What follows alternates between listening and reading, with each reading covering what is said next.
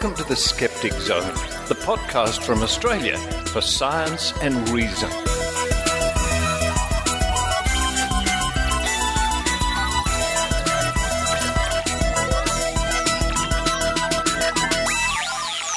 Hello and welcome to the Skeptic Zone, episode number 244 for the 23rd of June 2013. Richard Saunders here with you from Sydney, Australia, being swept away by the wind and the rain. Sydney is being buffeted by all manner of storms and floods and rain, and I think there's worse to come. But before we get on to what's on this week's show, a big thank you to all those people who have been writing to me, wishing me well with my ongoing sinus infection. So many people encouraging me to take homeopathy. Wow. Gee, thanks, people. I'm certainly looking forward to getting better soon. Anyway, to kick off this week's show, Maynard's Spooky Action. Maynard and myself were lucky enough to attend the Sydney farewell party of Cosmos Magazine. Cosmos Magazine is pulling up its stakes here in Sydney and moving to Melbourne. Maynard interviews our departing editor of Cosmos Magazine, Wilson da Silva. Now, we've been following the progress of Cosmos Magazine very carefully over the years at the Australian Skeptics and the Skeptic Zone. A wonderful magazine. And, Wilson gives Maynard his impressions on the whole magazine business. Scientific journalism. Following that, it's a week in science with our good friend Dr. Paul Willis from the Royal Institution of Australia. And this week I think he covers the interesting news. I've sort of been following it as well, and no doubt you may have heard this too, but they've discovered a way to fit even more data onto a DVD. Some stupefyingly huge amount of data. Interesting stuff. And after that we have a guest editorial. A guest editorial from Sharon Hill from doubtfulnews.com. Sharon wrote a very interesting piece called Cornered and Someone Wants to Tell Me Their Paranormal Story. She says, one of the hazards of being a skeptic about paranormal subjects is that those who have had their own personal experiences or investigated a peculiar case like to play Stump the Skeptic. That editorial, our guest editorial, with Sharon Hill coming up a bit later on in the Skeptic Zone. And to round off the show, it's Dr. Rachie Reports. Dr. Rachie will be talking to Dr. David Hawkes, who is a medical virologist at the Florey Institute in Melbourne. Now, Dr. Hawkes will be talking to Dr. Rachie about the HPV vaccine. A fascinating interview, and a bit strange because, as we discovered during the course of the interview, Dr. Hawkes' dog is chewing on some cables or playing near the computer, so you'll hear some pops and squeaks and scrapes along the way. Please forgive those. It's worth it just to hear the interview. Anyway, with the rain, oh no, here it comes again, with the rain pelting outside the window, it's time for me to run downstairs, have a curried vegetables with peanuts and sesame oil. If that doesn't knock this sinus infection on the head, nothing will. While I'm doing that, I hope you enjoy the Skeptic Zone.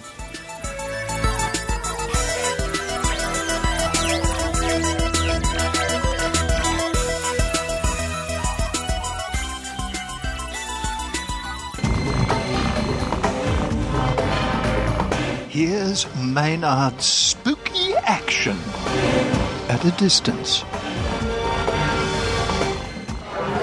Well, people, I'm at one of these do's that are the do that you want to go to. The number one on the Sydney social calendar tonight is the Cosmos is pinging off from Sydney launch. Is that what it is? How do we describe this 10 years of that we're here for, Wilson? That's right. It's the end of the Sydney chapter of Cosmos and onto the Melbourne chapter, where our partners, Alan and Lizzie Finkel, have bought it off us. Kylie Ahern and I, Wilson da Silva, established it, not quite 10 years, 8 years, almost 9 years ago. So you're like the Larry Flint of science publishing in Australia, is that right?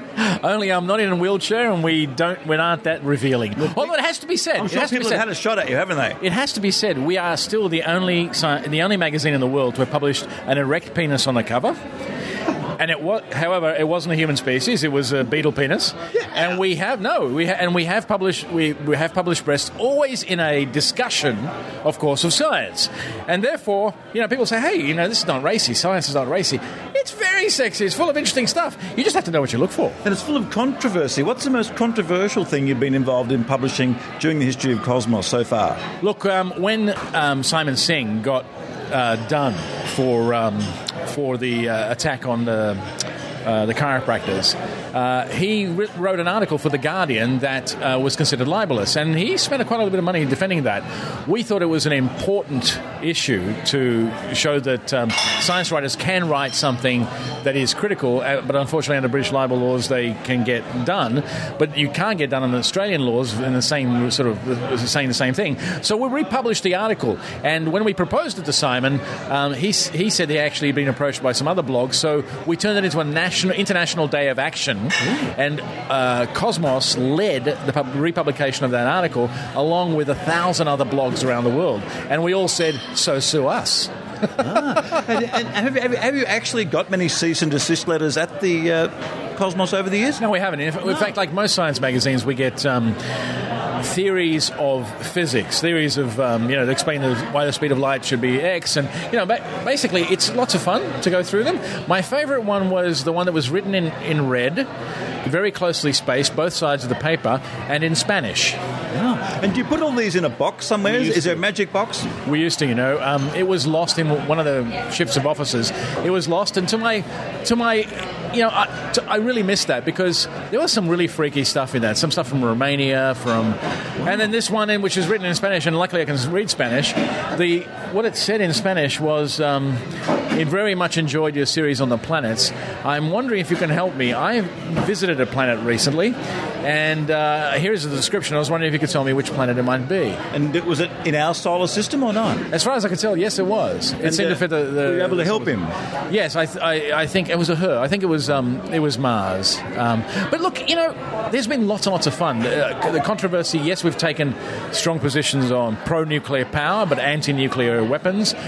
We've been very strongly on climate change. We get attacked a lot about climate change, and some people object that we don't publish their letters. Well, guess what? We're not the ABC. We're a private organisation. If your letters are ridiculous and you don't get the point and you refuse to use facts in your argument, you don't get published. Vaccination, we've run strong stories on our vaccination, and we're attacked. In fact, they tried to take us to the press council over the issue and failed. The one line that we've continuously run is that we are pro-science to the exclusion of all else. And Wilson, what's the most satisfying thing, and most of us will never experience this, of being a publisher of a magazine? What's the thing that is really satisfying about that? There are many, many things. Getting letters from kids in their teens who say that they've decided to do science because of you, that is moving. To get a birthday card on the 7th anniversary, which is a year ago, from a subscriber who says, I have just loved your magazine so very much. I thought it was important for me to send you a birthday card. Lovely little moments like that. Talking to subscribers when you're there at night editing something and you take a call on a subscriber, and how they tell you how much it means to them. That sort of stuff, you cannot buy that sort of stuff. That's real. It just comes from the heart, and I will walk away knowing that we did this. We've one of the things you hope in life is that you have an impact. And I think we've had an impact. You get these... for example, we have a section which began about 5 years ago called We're in the Cosmos. It's a section where we published pictures of people in weird, bizarre places holding up copies of Cosmos that they're reading. We didn't start that. Readers started sending us that. And then we thought, well, let's start publishing it. And, of course, as soon as we published it, more and more and more, now it's a regular section. That shows the kind of love that people have for the magazine. And you kind of wonder, why is it? I mean, it's just a science magazine, but it's not, though. We are literary in our approach, but we also take the piss out of ourselves. We also, have a bit of a laugh. And I think people get that sort of literary, high-minded, yet able to laugh at ourselves. I think they really get that. So that's probably the best. Wilson, what do you think you'd like to go into? Do you want to do more publishing? Do you want to continue in the science field? As I said, since everything's moving to Melbourne there, there's a lot of gaps in the Australian magazine market, and the whole industry is in turmoil at the moment. Is it a time to go and try and start something, or is it a time to sit back and just see what happens? I've just had a little girl and who's 8 weeks old, so I'm not keen to rush into anything. I certainly don't want to start a business. I'm probably going to sit back and either get back into films or maybe write some books. I've been complaining about not having the time to write a book for ages. Well, now I'm going to have some time. And as you look around the Australian publishing industry, is there any comment you'd like to make on it? Is there any obvious mistakes that they're making and that they can't see they're running into a brick wall? It's not just the publisher's fault, you know. The market is changing so dramatically. There are three things happening at the same time. Advertising is disappearing. One of the things that people relied on so much is disappearing into areas where once they might have got $100 per pair of eyes. Now they're getting like 1/10 of 1 cent because everything is moving online. So the financial model on the advertising side is changing. At the same time that the platforms are coming in that people have to deploy content not just in print, which is one platform, but a number of platforms, and even within the Android platform you have 5 different flavors. So theoretically you should have to republish your material and redesign it 5 different times just for Android. For iPad at least it's one. There are tectonic shifts happening in publishing that actually make it very, very hard to invest your money in that area and know that you're going to get a return. So it's not just a case that publishers are making the wrong decision. What is happening is if you make the wrong decision as a publisher, your margin of error is so thin now because advertising is disappearing and there's these tsunamis of technological change coming and people don't know how they're going to, But look, my suspicion is it's actually a really good time to invest in publishing. I think that the technology is going to provide us more opportunity to figure out how to get to people with engaging content. It's just that until we figure out the models that pay, it's going to be a bit tense. And what do you think of the standard of science journalism in Australia? I like it when people laugh at the beginning of an answer. It is patchy. There are some places where it is excellent. And there are places where it is perfunctory if it exists at all. I think that the kind of professionalism that we see in science journalism in the United States and Canada, we don't see much of it here. In fact, I've written about this in the Walkley magazine, which is for journalists, about how bad it can get in Australia. I mean, I remember when I told a friend that I was leaving. I used to work at Reuters as a foreign correspondent, and I was leaving the press gallery in Canberra to go and work in a science magazine. He said, "Why would you piss your career down the toilet like that?" And that was the attitude, in many, many places, still the attitude amongst journalists. It isn't respected, science journalism, and I think until we have respect for science journalism, instead of something like political reporting or financial reporting, until we have respect for science journalism... Or even sports reporting. Exactly. Sports reporting gets all this respect for something that in the end doesn't really matter. It really doesn't. And get this. In a newspaper, you have the soccer writer, and you have the rugby writer, and you have even the union writer, and you have the... Where's the geology writer? Exactly. And in science, you're supposed to be one person, usually, who has to cover all the sciences, genetics to cosmology, and, oh, by the way, if nothing's happening in science, can you help out with something else? Yeah. All right. But you think there is hope? We've got to end on a hopeful note here. There is hope. I think there is actually hope. This is a really good time. If the technology is making it possible for us to reach people in a way that previously you couldn't, you just got to... Publishers have got to just hang on and stick to quality. The one thing about the digital revolution that seems to be holding true is that if you are doing really crappy stuff, you won't last now because there's so much stuff around that people are gravitating towards good. Well, that by good I mean it could be you might be doing celebrity stuff, but is it good? Are you good at celebrity? So I think only a few publishers will be left standing at the end of it, those that produce quality stuff. So why not start your business producing quality? It's worked for us. Now, there's a number of writers out there that work in the celebrity field and the news field that get a lot of attraction to their name and their blogs by creating controversy. Does that necessarily work in science, or do people not respect you if you do that? No, they don't respect you. controversy where it's based on science is okay. So we ran a piece on a cover story on mass delusions, which was basically about why people believe in crazy stuff. And that did really, really well. What was funny for me was that the people who believe in crazy stuff bought it too. Right. They weren't convinced by it. So you get a double dip. Yeah, you get a double dip. So that was intriguing. But we were really rubbing their noses in it, but yet they bought it and they wanted to write to us and say, "Hello, it's not quite as you say." But not, chasing controversy for its own sake never achieves anything. If, for example, when we did a cover story on thorium reactors, which are a potential nuclear... Oh, look, I'm a bit of a fan of that. The Indians and the Indonesians could actually beat us to this. Exactly. So the particular type of thorium we were talking about was accelerator-driven subcritical nuclear reactors.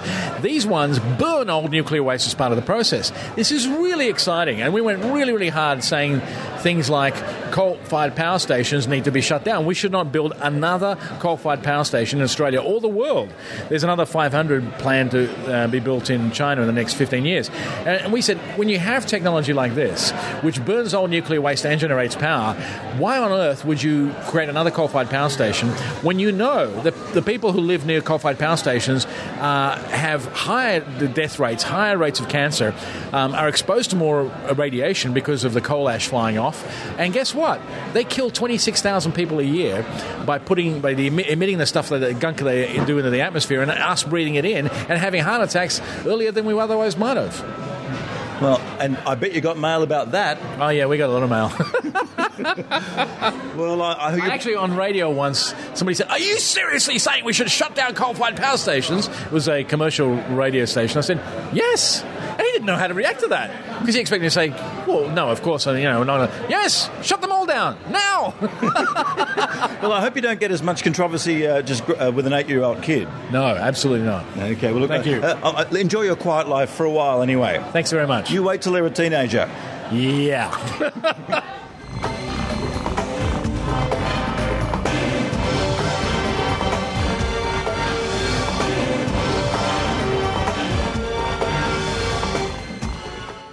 Hi there, this is Ben Radford from Skeptical Inquirer magazine, the Monster Talk podcast, Discovery News, Skeptical Conferences, and elsewhere.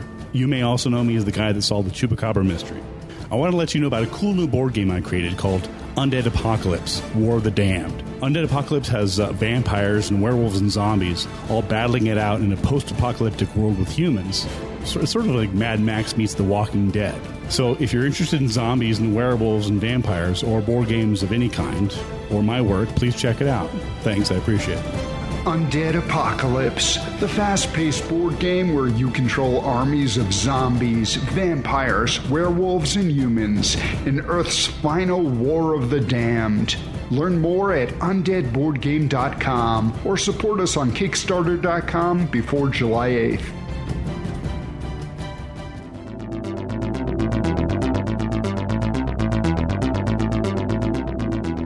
Welcome to A Week in Science from RiAus. This week, new mega data storage, baby IQ, and infectious clapping.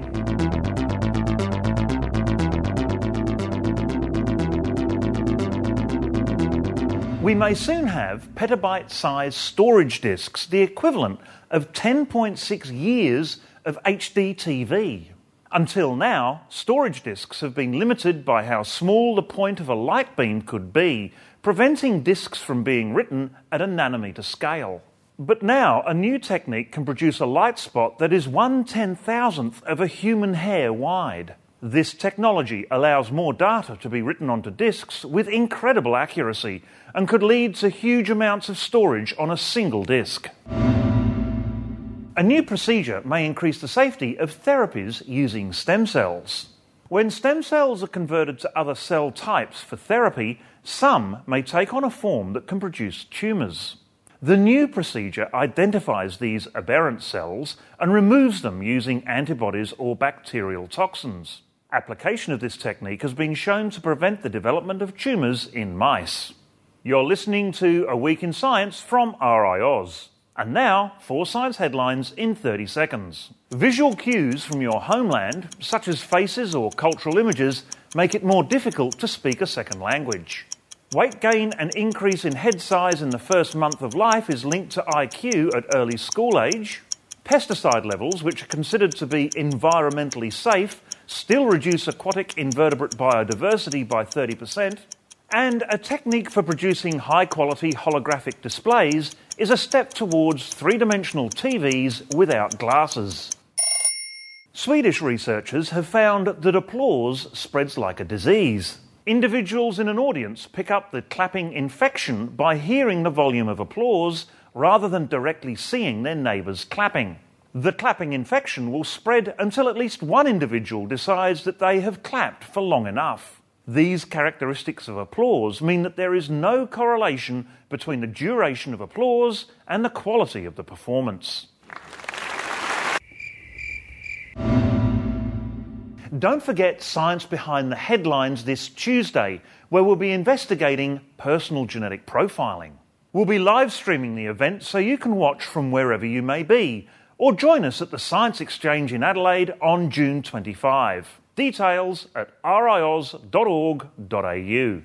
That's been the highlights of another big week in science. For more information and other science news, check out the RiAus website, riaus.org.au, where you can also sign up for notifications of future episodes. You can follow A Week in Science on Twitter using the hashtag WeekInSci. I'm Paul Willis, and on behalf of the RiAus team, see you next week.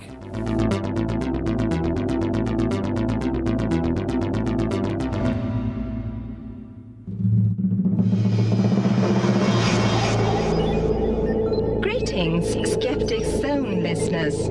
Do you know what to do in August? Come to Stockholm, Sweden, and meet astronaut Christer Fuglesang, activist Hailey Stevens, stats guru Hans Rosling, undercover health journalist Anna Bessén, and many more at the 15th European Skeptics Congress. Friday the 23rd to Sunday the 25th of August in Stockholm, Sweden. The 15th European Skeptics Congress. www.euroskepticscon.org www.euroskepticscon.org.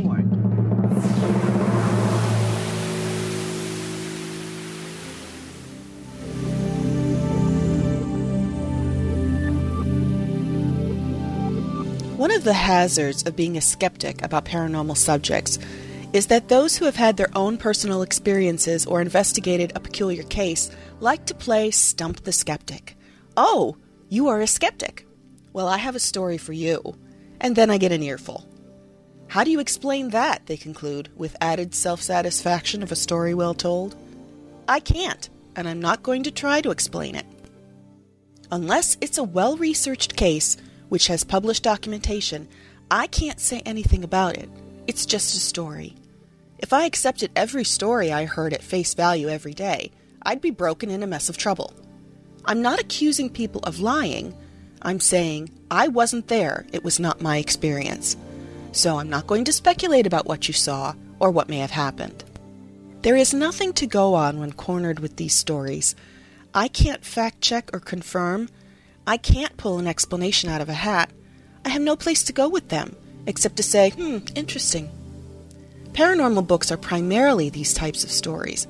It's unusual for a case to be well investigated compared to the thousands of stories that are related from witnesses or references from other sources. Too many stories aren't referenced at all. I was recently reading a book on local monsters, and some accounts lacked accurate locations. There was no town of that name, or there were no details. Useless. That is such poor quality evidence, it might as well be discarded, since it's more likely wrong than helpful. Anecdotes do not necessarily garner strength in numbers, not for paranormal subjects. A pile of unreliable tales is no better than one unreliable tale. It's all hollow. When it comes to local ghost and monster tales, the stories just exist, and it is unclear where they originated. Such tales are great as local folklore. A problem arises when these anecdotes are elevated to evidence. There is an over-reliance on anecdotes in the paranormal community for hauntings, cryptozoology, and ufology as the basis of investigation. A case will start with an observation, but if that is all that it is, with no physical evidence, no verification, and a cold trail left to follow, there is nothing you can do with it but document it. Had your own experience? Cherish it as your own. I just can't help you, and it's a bit rude to put me on the spot. You had the experience. It's up to you to provide evidence to support it, not for me to disprove your claim. I'm Sharon Hill.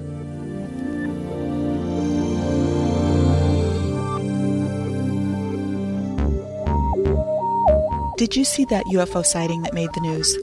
What did that latest study about alternative treatments really say? Is this photo making the rounds real or a hoax? Doubtful News is a unique website featuring news about pseudoscience, the paranormal, anomalies, and questionable claims framed with a skeptical view. Come visit doubtfulnews.com every day for news about cryptozoology, conspiracies, shams, scams, and more. Follow us on Twitter at Doubtful News. Critical thinking is essential in assessing today's news. Doubtful News helps you decide, can you really believe this stuff?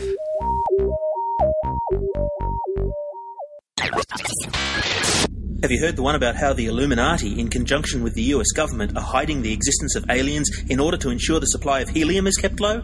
Or that the CIA, the militant wing of the Freemasons, are working with the Elders of Zion to take control of the population of the world through fluoridated chemtrails? Canberra Skeptics Incorporated, on behalf of the Shadow Government, will be massing an array of dark forces for the Australian Skeptics National Convention 2013. This convention has conspired to coincide with the 50th anniversary of the assassination of John F. Kennedy, possibly the most famous conspiracy theory of all time.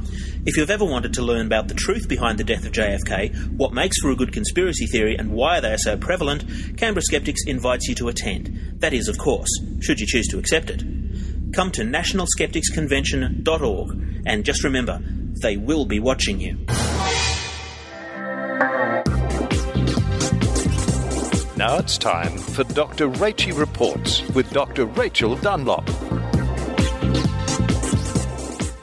Hello listeners and welcome to Dr. Rachie Reports. Well, this week I'm talking to a real scientist actually. Dr. David Hawkes, who is a medical virologist at the Florey Institute in Melbourne, Australia, has just published a paper on the HPV vaccine with two colleagues of mine as well, in fact, who are from the Stop the Australian Vaccination Network Facebook page, or SAVN. And I've got David on the line now from Melbourne. Hi, David. Thanks for joining us. Hi, Rachel. Welcome to the Skeptic Zone podcast. Thanks. Now, this paper that you've published this week, it is in the journal... Infectious Agents and Cancer. It's answering human papilloma vaccine concerns, a matter of science and time. So I will go into a little bit of what you've covered in the paper in a moment. It's a review paper of the evidence supporting the efficacy and the safety of HPV vaccine. But just as way of a bit of background... Let's talk about how this came about, because this paper came about because you saw someone else had published something about HPV which you thought was wrong. Is that right? Yeah, what happens, it was actually in the same journal in the beginning of February. There was a letter to the editor written by some well-known anti-vaccine, and I'll use the term loosely, scientists, and... Essentially, it was a letter to the editor, and I think the thing that sort of triggered it was that it was a journal that has an open review process, so you can see the reviewers' comments and things like that. So I looked it up, and I realised with about 15 minutes research that the article itself was just a bunch of recycled vaccine questions that have been answered. But one of the reviewers had an article with with two of the authors of this article 3 months beforehand and worked in the same institute. And in his comments, he wrote, "Awesome article, fantastic, I have no conflict of interest." And that sort of was, yeah. So that's what triggered a conversation with one of the editors-in-chief with the journal. And originally we were going to put in a letter to the editor to address these concerns, and through a bunch of different reasons, which I'm sort of, in light of what's happened in the last week, I think I wasn't quite as smart as I thought I was. We managed to get it upgraded from a letter to the editor to an actual full review article. Yeah, and tell me about the rat bags you've got on the paper with you, because I happen to know them as well, and you met them through social media, is that correct? Yeah, so I've been a member of active on the Stop the AVN website since about 2009, and I met up with one of my co-authors, Candice, at a function beginning of last year, and we sort of hit it off, and there was always this discussion about, we'll write a paper together sometime, an epidemiologist and a virologist, there can't be that many of them around. And then there was a guy called Matt Berryman who is a data modeler in Wollongong, and in his past life he's actually co-authored an article on cancer, so it was sort of, you've got a virologist, an epidemiologist, and someone with a background in cancer. So it just seemed like a really novel way to actually write an article. And I guess that's the thing, is I'm an early career researcher, so it's a really competitive environment. So if you can actually form collaborations with people through sort of social media where you've got a shared interest, this is sort of, from an academic point of view, it's really fascinating. And, it's come out with what I think is a paper that we're quite proud of. Yeah, I mean, the sort of serendipitous nature of the way this collaboration happened, I think, is really interesting.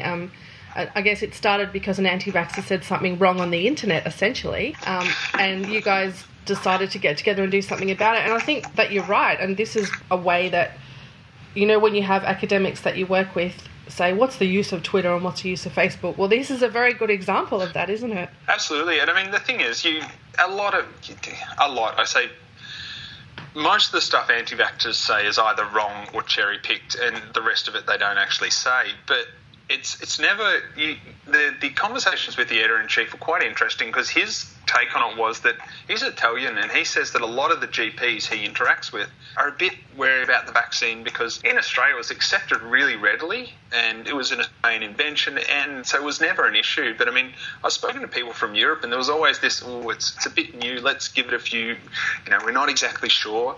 And people ask these questions, which, I've got in the paper, and it was about, let's write this article, let's write it for an informed audience. So it's not just purely a virology point of view or an epidemiology, it's putting together in a format that we can give to a GP or someone with a bit of an informed view of the topic, vaccines, HPV, cancer, whichever way you want to go with it. And then they can kind of go, when someone asks them a question, they can look at it and go, well, there's the answer. They don't have to go and trawl through, an academic review which probably looks at maybe a certain angle of it, rather than sort of answering the questions that GPs and the general public are actually doing. Yeah, so just on that issue then of anti-vaxxers and HPV, what are some of the things that they have said about the HPV vaccine that's been, as you say, incorrect or wrong? Most of the stuff they've said has been incorrect or wrong, but... Can you be more specific? Yeah, there's sort of a couple of areas. The first is there's a lot of fuss about how it got approved and things like that. And to be honest with you, I'm a scientist. I don't, if I start getting worried about how certain things are pushed through laws and regulations, it's just confusing. What I wanted to look at was the actual science of it, and the questions generally are to do with adverse events. There's been heaps of stuff, and I think because it's a sexually transmitted disease, and a sexually transmitted disease with a vaccine you give to 12 and 13-year-old girls, it's sort of hit into that sort of Christian right fundamentalist that occurs in the States, and that was probably exacerbated by a number of states making it compulsory. So the questions are generally, it causes MS, it kills people, that's the big one, it kills people, it's got all these bad adverse effects. And I came across some fantastic, really interesting data. Like in Australia, when we first had the HPV vaccine, we had reports of, I think, in the first year about 750 adverse reactions. In the first couple of years, they gave 1.9 million girls the dose, so it's not that high. The next year, it was about 450. Yet probably a similar amount of people. But what I found even more interesting was in Australia, I think, see if I can get the numbers right, it's about 23 adverse reactions per 100,000 people get the vaccine. In the US, it's about 56. It's exactly the same vaccine. We're pretty homogenous. There's no sort of racial or genetic bias. It's purely on how people interpret it, or people will look for something to blame on the vaccine. Like there was a paper that looked at deaths, and there was 32 deaths reported, and they found that 12 of them, they couldn't find a person or a death. So the system in the US, the VAERS, is open to anyone. Anyone can write something down. You can have a lot of fun and create some quite humorous adverse events if you're that way inclined, but it also doesn't filter. And they say quite blatantly that this is just mass-produced reporting, and it's not really that useful without investigation. So back to these deaths. The guys investigated, and they found that it was, of the 2, only 20 they could locate, and of the 20, one of them was like a prescription drug overdose. There was no cluster. I think there were 6 were due to cardiovascular events, and so there was no sort of causational, and they did the stats, and it was no different than the unvaccinated population. But the other thing they noticed was that I think the average time, and I'm hoping I'm getting the numbers right, the average time from vaccination to when the first symptom appeared that led to this death was about 5 months. Right. So you get the vaccine on January the 1st, and sometime in late May you feel a bit wonky. So it's just people were looking for something to blame, and this vaccine was new, it was contentious, it was in the news, and this is where I think a lot of these myths and have come from, and a number of organisations make a hell of a lot of money from scare tactics. I've sort of found myself in the position through, and I'm sure you have as well, as that I'm a molecular scientist. I spent 5 years in the second highest level of biological containment working with HIV, and I didn't really speak to a lot of people. So when I actually went out and started, and it was sort of when I was finishing that and transitioning into neuroscience that I sort of started talking to people about stuff and realising that people, it's this confusion. I think Ben Goldacre put it great, that the Daily Mail in the UK is dividing the world into things that cause cancer and things that cure cancer, and that's how a lot of people view it. They sort of go, well, a clinical trial's shown us this. Then that's science. And science is this edifice. And I think that trying to explain to people what these results actually mean in terms of, if you have a vaccine and you have a car accident on the way home, would you consider that a vaccine event? And they go, no. I said, but according to all the way that you put data in, you would. Mm. And that's how I sort of try and explain, the correlation versus the causation, which is sort of a very off-cited phrase. Dave, can I just ask you something? There's a crackle going on in the background. Are you playing with a pen or something? No, I have a 8-month-old English Springer Spaniel that won't leave me alone. Oh, okay. So he's chewing on a tennis ball, and hopefully that will keep him out of the way. But I do apologise. I'm home alone, and he doesn't like being locked out at the moment. Oh, okay. No, that's fine. I could just hear some funny noise going on. I didn't know what it was. Okay, so with respect to the 4 questions you've addressed in the paper, the first one you've looked at is, does vaccination against HPV prevent infection with the virus? Tell us what you found out about that. Well, yeah, I mean, one of the reasons I actually phrase that is because people talk about how vaccines prevent death and vaccines prevent cancer. It's like vaccines prevent the diseases they target. And we found that, when we looked at all the data, and there's been 7 clinical trials involving 44,000 women, that when you give the vaccine to people that are naive, those that haven't been exposed to HPV, you get a greater than 90% reduction in infection. And that includes people that maybe didn't get all 3 doses. They got at least 1 dose, but they didn't get all 3 doses, and they didn't have HPV. So it's probably the most accurate model of what's actually going to happen in reality with 12, 13-year-old kids. Probably not going to have HPV. A bunch of them are probably going to miss one of the injections or not follow up. So with respect to that, for example, there was a researcher, or rather a PhD student at the University of Wollongong, whose name is Judy Wileman, who insists that because this particular vaccine only prevents about 70% of the viruses that cause HPV, therefore it's useless. How do you explain that is wrong? If you just follow, and I'll talk about this later, but if you just say that it only targets the 2 strains which cause cervical cancer, 16 and 18, and you only look at cervical cancer, it will prevent probably around 70% of deaths. There's over 200 cervical cancer deaths in Australia each year, so that's about 150 women's lives are saved. But then you look at it out. Instead of, you've got about 200,000 women between 20 and 69 die of cervical cancer, but it's about 8 or 9 out of 100,000 develop cervical cancer. And on top of that, then you've got about 72 out of 100,000 develop sort of these cervical interepithelial neoplasia type 3, which are sort of the pre-cancer markers that, get picked up on a pap smear and have to be burnt off and can often cause problems with cervix in terms of women who want to have children. And then there's this steamroller effect. So, yeah, I think off the top of my head, saving 150 women each year is worth it.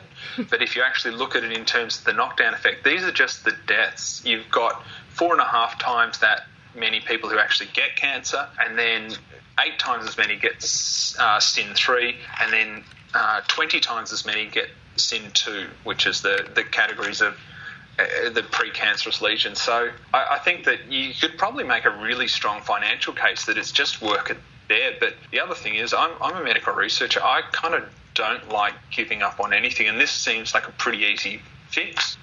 So one of the other things you discussed in your review was whether this vaccination would cause a compensatory rise in other non-vaccine HPV types. What's the evidence out there to suggest that won't be the case? I spent my life working on HIV for 5 years, and you certainly see differences in drug. You know, when you add a drug, you get different strains of HIV coming up. And so this was something I thought was really interesting to investigate. So there's about 15 strains. There's over 100 types of HPV. There's about 15 that cause cancer.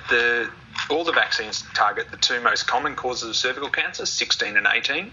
But then if you actually look at the vaccines, they actually significantly reduce infection with a further 5 of these cancer-causing, and the Civarix, which is that only targets 2 cancer strains, actually gets a further 2. So both vaccines target 7 strains and reduce them. So that's half the cancer ones reduced, and then one of them can target an extra 2.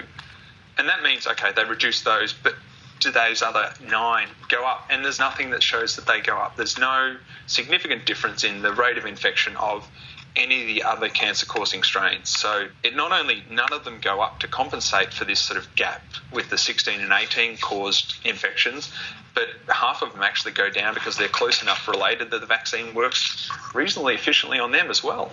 Wow. So are you saying that vaccines work, Dave? Yeah, it's who would have thunk it? 100 years of science, and I think there was over 200 human clinical trials since on the HPV vaccine, and it's been registered for, I think, 7 years. So, yeah, people are still looking at things, but the evidence seems pretty strong for this one and most of the other ones as well. So, can you explain to our listeners then, why is it being given to males? Because some people don't seem to understand this, that it's not, you don't just have to have a cervix to get this vaccine, do you? No, there's 2 reasons. The first is that, women contract HPV generally from men, because most women have sex with men. Men can be this reservoir of HPV, so if you stop them getting it, then women can't get it. And that in itself is a pretty good reason.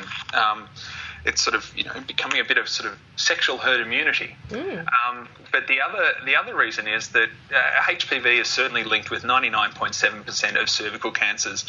What most people don't know is that it's linked to 90% of anal cancers. I think it's 40% of penis cancers. And most guys have both of those things, and pretty much they're not places you really want to get cancer.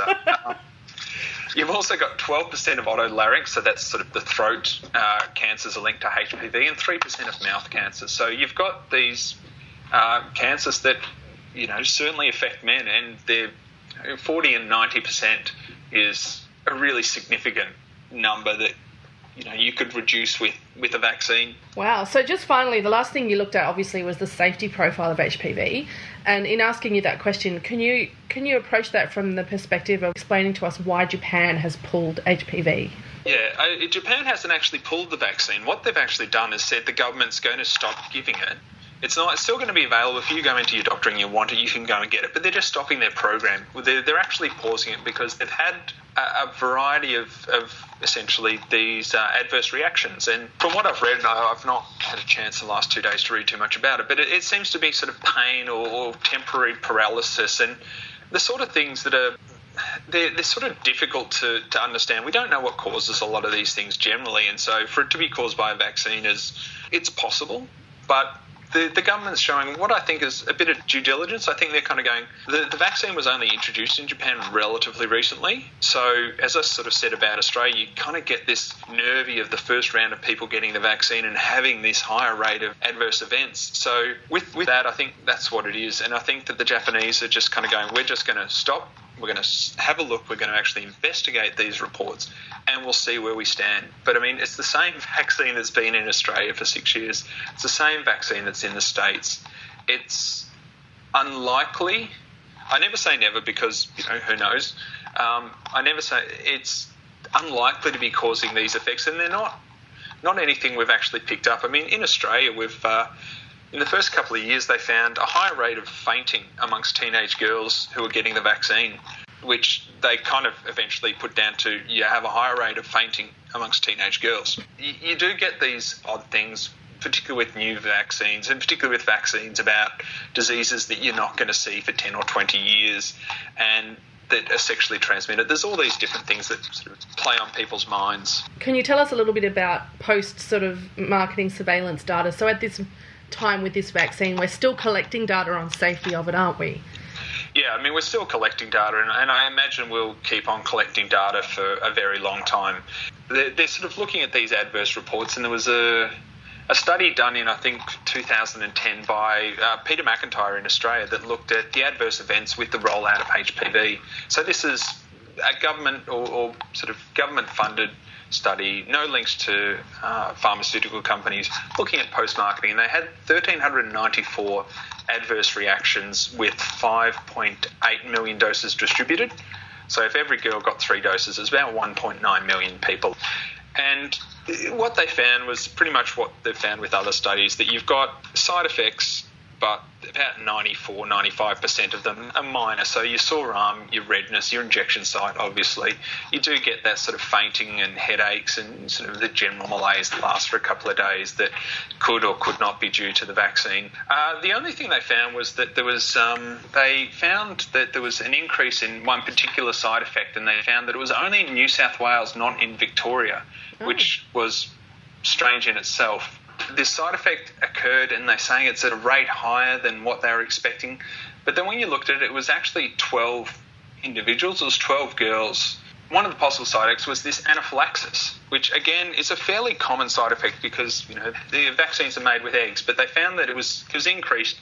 In New South Wales, it was 2.6 per 100,000 compared with 0.5 in Victoria. So it was 5 times as high.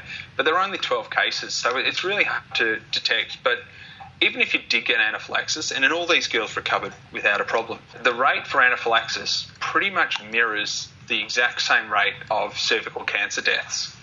Wow. So there's your chance. You've got a 2 in 100,000 chance of getting an anaphylactic reaction, which we now are aware of and monitor, or you have exactly the same risk when you don't get the vaccine of getting and dying of cervical cancer. All right, Dave, well, I might leave it there, but we want everyone, obviously, to go and read your paper. It's open access, so we can all see it.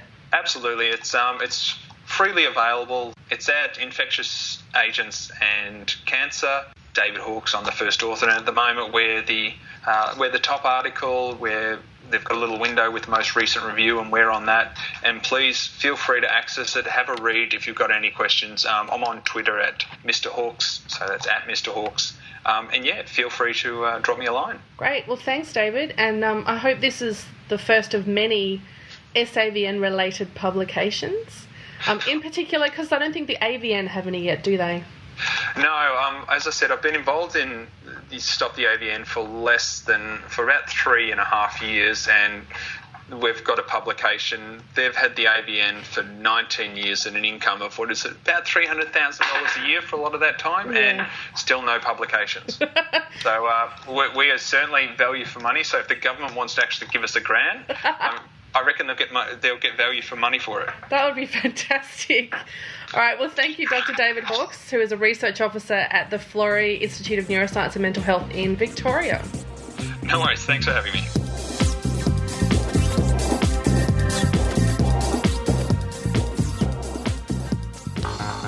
Hey guys, this is Jay from the Skeptic's Guide to the Universe. And whoa, hold on, whoa! Everybody knows I'm the only reason to listen to the freaking show, right? I mean, if it was up to me, the show would start with this. Yeah, boy! Well, Rebecca would hate that probably, but I mean, I'd rock that. Listen to our show and you can learn about cool stuff like a technological singularity, which is someday when technology progresses so fast that it would make the Industrial Revolution look like a kid's science project. Anyway, come check us out at www.theskepticsguide.org and get your science on!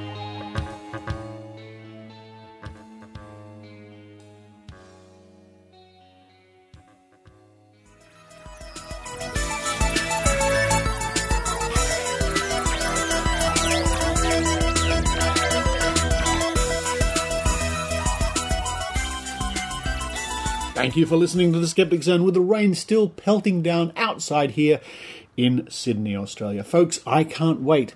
I can't wait to get better, but I can't wait to get on that plane in a week or so and head to the USA and get ready for the amazing meeting in Las Vegas. If you haven't bought your tickets yet, it's time to do so. The amazing meeting in Las Vegas. Meet James Randi, DJ Grothy, and a host of other fabulous skeptics. I can't wait to get there. I'll be doing water divining demonstrations and power balance demonstrations in the hall. I'll be giving a talk on the main stage. Very exciting. Very exciting. If you come along, drop by and say hello, and I shall offer you a must stick. In fact, I know some good friends of mine from around Australia are also flying to the amazing meeting. And if you are, I encourage you, friends from around Australia, bring a packet of must sticks. The more the better. I always run out when I'm there because I know how much Americans love to taste must sticks. Yes, with that yummy thought in my mind, it's time for me to say this is Richard Saunders, thanking you once again and signing off from Sydney, Australia. You've been listening to the Skeptic Zone. Visit our website at www.skepticzone.tv for comments, contacts, and extra video reports.